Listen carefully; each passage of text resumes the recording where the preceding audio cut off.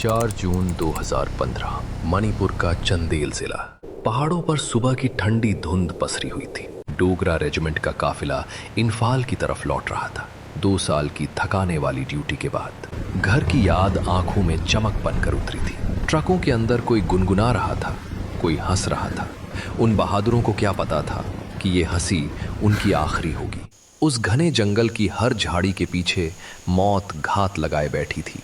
NSCN के खूंखार दरिंदे rocket launcher और AK-47 थामे एक एक ट्रक को अपनी नजर में कैद कर चुके थे। उनकी उंगलियां ट्रिगर पर थीं और आंखों में खून। जैसे ही काफिले की अगली गाड़ी एक अंधे मोड़ पर पहुंची, धमाका इतना जोरदार कि पहाड़ हिल गए। सड़क के नीचे पहले से बिछा IED फट चुका था। गाड़ी खिलौने की तरह हवा में उछली और उसके बाद जो हुआ वो एक नर्क था। ऊपर से रॉकेट लॉन्चर, मशीन गनों की बारिश और हमारे जवान जो अभी संभल भी नहीं पाए थे। जब तक बंदूक का सेफ्टी कैच खुलता, वो कायर कब के जंगल में भूतों की तरह गायब हो चुके थे। उस एक झटके में भारत माँ ने अपने 18 वीर सपूत खो दिए।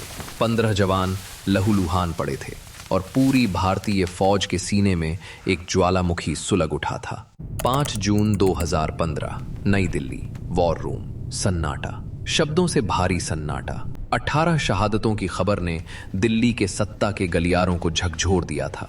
प्रधानमंत्री नरेंद्र मोदी ने एक पल की देरी नहीं की। Top secret high level meeting बुलाई गई। रक्षा मंत्री मनोहर पर्रिकर, गृह मंत्री राजनाथ सिंह और 2 ऐसे नाम जिनकी रणनीति दुश्मन की रूह तक कंपा देती है। NSA Ajit Doval, army chief general Dalbir Singh Suhag. Modi ji खड़े हुए। सीधा सवाल, इंटेलिजेंस रिपोर्ट क्या कहती है? जनरल दलबीर सिंह उठे। आवाज कड़क थी, आंखें आग से भरी। सर, ये NSCN के दरिंदों का काम है। मेरे जवानों का खून खौल रहा है। बस एक इशारा और हम इन्हें राख बना देंगे। तभी डोभाल की आवाज गूंजी, शांत लेकिन चुभने वाली। ये लोग सीमा पार म्यांमार के जंगलों में छुप गए हैं। आज अगर हमने कदम नहीं उठाया, ये पूरे नॉर्थ ईस्ट को दूसरा कश्मीर बना देंगे। राजनाथ सिंह ने चश्मे के ऊपर से देखा। डोभाल जी, मतलब म्यांमार की सरहद पार करना? डोभाल ने राजनाथ जी की आंखों में देखा, चश्मा ठीक किया और बिना एक शब्द बोले सिर्फ धीरे से हाँ में सिर हिला दिया। कमरे का तापमान जैसे और बढ़ गया। जनरल दलबीर ने 2 विकल्प रखे, एयर स्ट्राइक या ग्राउंड स्ट्राइक। काफी मंथन हुआ। एयर स्ट्राइक खारिज, क्योंकि कैंप के पास आम नागरिक भी थे और भारत सरकार किसी बेगुनाह की जान जोखिम में नहीं डाल सकती थी। रणनीति तय हो चुकी थी। मोदी जी ने आखिरी सवाल पूछा, जनरल, कितना वक्त चाहिए?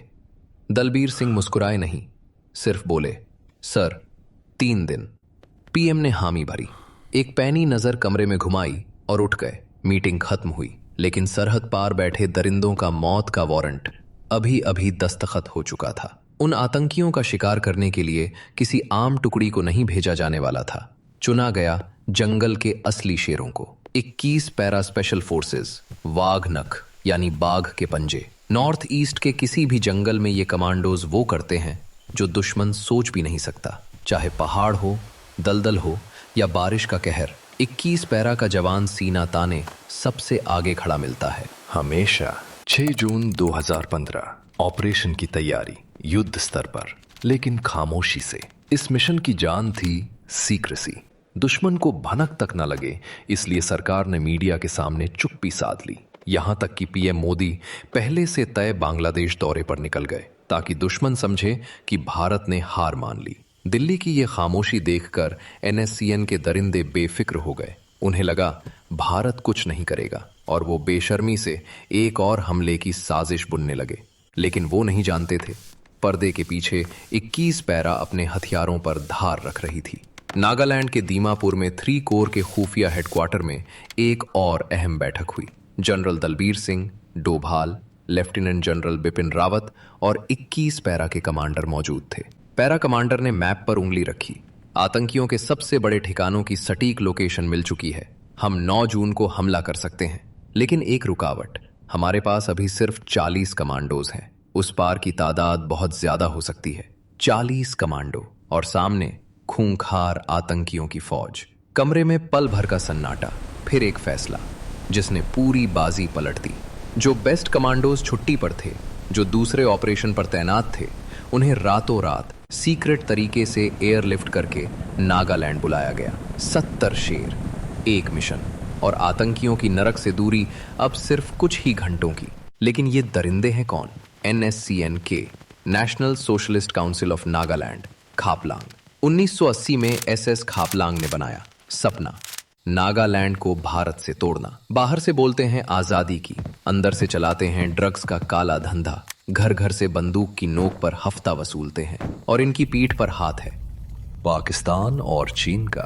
यही वो वजह थी जो इन्हें खत्म करना जरूरी नहीं, नाज़ीन था। 8 जून 2015 सुबह 8 बजे, इंडो म्यांमार बॉर्डर। 70 कमांडोज तैयार, असली वर्दी नहीं, बिहार रेजिमेंट की पोशाक। असली रूप छुपाना था।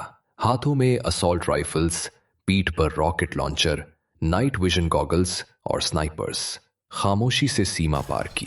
अंदर था म्यांमार का खूंखार जंगल, आतंकियों का अड्डा 50 किलोमीटर अंदर। लेकिन ये वो रास्ता नहीं था जो गूगल मैप दिखाता है। हर कदम पर लैंडमाइन, दुश्मन के खबरी, आतंकियों के स्नाइपर्स। ऊपर से 40 डिग्री का झुलसाता तापमान, 98% उमस, पीठ पर 15 किलो का बोझ। और ये शेर बिना पसीना पोछे, बिना एक आह भरे आगे बढ़ते रहे। शाम 4 बजे, जंगल इतना घना था कि सूरज की रोशनी जमीन तक नहीं पहुंच पा रही थी। हर घंटे बस एक पीप, हेडक्वार्टर को सिग्नल, हम सही रास्ते पर हैं। तभी अंधेरे में 2 परछाइयां सामने आई, हाथों में बंदूकें, सीधे हमारे जवानों की तरफ। पलक झपकते ही दोनों चारों तरफ से घिर गए। पूछताछ में पता चला वो आतंकी नहीं, लोकल शिकारी थे।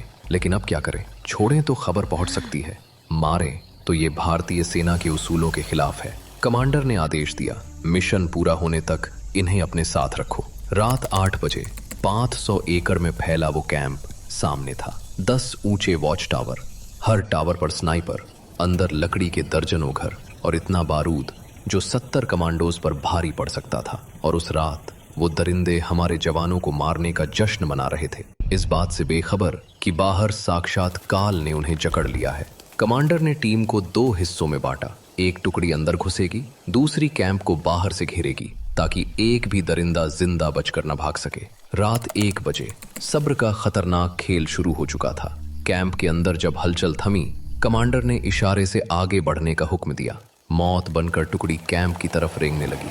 तभी गोलियों की तड़तड़ाहट, सब रुके। क्या मिशन लीक हो गया? आतंकियों की एक पूरी टुकड़ी टॉर्च मारते, अंधाधुंध गोलियां दागते ठीक उन्हीं की तरफ आ रही थी। कमांडर का आदेश आया, शांत लेकिन लोहे जैसा, कोई अपनी जगह से नहीं हिलेगा जब तक मैं इशारा न करूं।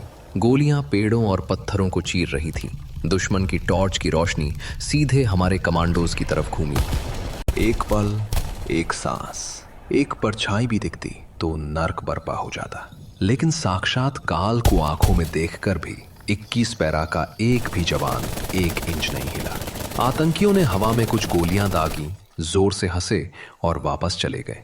ये रात में 4-5 बार हुआ। तब जाकर कमांडो समझे ये उनकी सिक्योरिटी ड्रिल थी।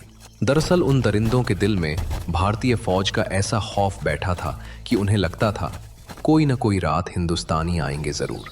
वो बेवकूफ ये नहीं जानते थे, जब 21 पैरा आती है तो हाथ नहीं लगाती, सीधा हलक में हाथ डालकर जान निकाल लेती है। सुबह 5 बजे सूरज की पहली किरण के साथ आतंकियों की ड्रिल खत्म हुई और वो बेफिक्र होकर सो गए। शेर की यही तो खासियत है, वो तब झपटता है जब शिकार सबसे कम चौकन्ना हो। कमांडर ने इशारा किया। 70 शेर कैंप से महज 50 मीटर की दूरी पर पोजीशन में, 3 की गिनती, और म्यांमार का जंगल धमाकों से दहल उठा। एक साथ 10 रॉकेट लॉन्चर्स ने कैंप पर आग उगली। स्नाइपर्स ने वॉच टावरों पर बैठे दरिंदों को परिंदों की तरह नीचे गिरा दिया। वॉर क्राई के साथ कमांडो सीधे कैंप के अंदर घुस गए। आसमान में काला धुआं, जमीन पर आतंकियों के खून की प्यासी गोलियां। जो कुछ दिन पहले हमारे जवानों की मौत का जश्न मना रहे थे, आज वो खुद चीखते चिल्लाते इधर उधर भाग रहे थे। जिसने भी बंदूक उठाने की जुर्रत की, मैगजीन लोड होने से पहले ही गिर गया। सिर्फ 40 मिनट, 100 से ज्यादा खूंखार आतंकी सीधे नर्क पहुंचे।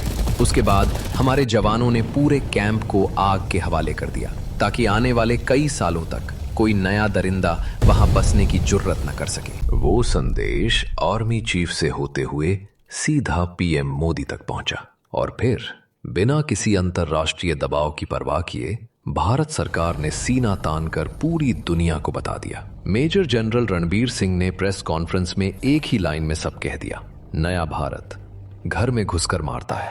पूरा देश जश्न में था और उधर वो 70 कमांडोज जिन्होंने इतिहास रचा था, अगले ही दिन बिना किसी घमंड के, बिना किसी मेडल की चाहत के अपनी नॉर्मल ड्यूटी पर लौट गए। यही है 21 पैरा, यही है भारतीय सेना, यही है असली भारत। अगर इन वीरों की गाथा ने आपका सीना गर्व से चौड़ा किया है तो वीडियो को लाइक करें और चैनल को सब्सक्राइब जरूर करें। जय हिंद, वंदे मातरम।